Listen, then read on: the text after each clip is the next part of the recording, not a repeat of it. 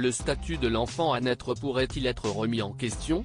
Si est-il la question soulevée par nos confrères du Parisien dans un article paru ce mardi 5 mars. Le 10 février 2023, l'humoriste Pierre Palmade a été impliqué dans un accident de voiture sur une route départementale de Seine-et-Marne, blessant gravement 3 personnes, dont une femme enceinte de 7 mois qui a malheureusement perdu son bébé par la suite. Le comédien était sous l'emprise de substances illicites au moment des faits. Le Parisien a rapporté aujourd'hui que le parquet de Melun avait décidé de renvoyer Pierre Palmade devant le tribunal correctionnel pour y être jugé pour des faits d'homicide et de blessures involontaires aggravées. Selon les informations relayées par nos confrères, le procès du comédien devrait se tenir avant la fin de l'année 2024.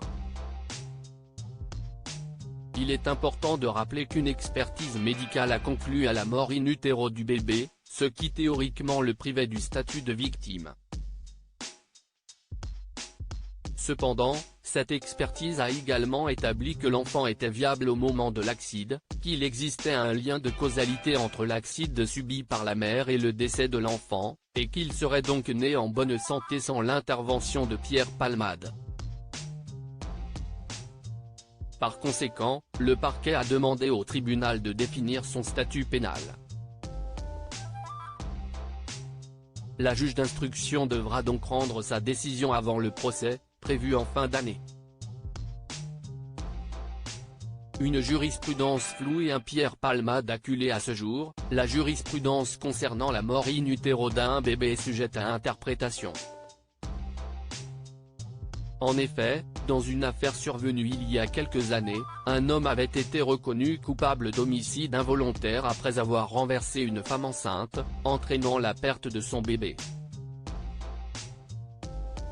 De plus, le parquet, dans son réquisitoire relayé par Le Parisien, a souligné que les poursuites exercées du chef d'homicide involontaire sur le fœtus lui-même ont été au cœur de profondes divergences en jurisprudence, comme en doctrine.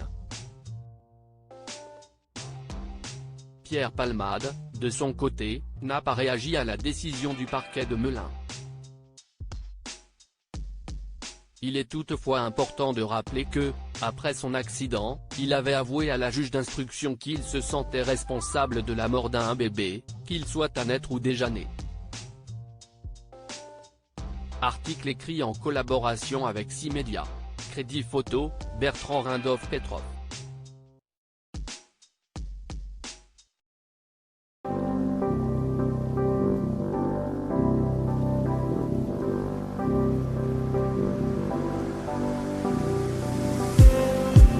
Just need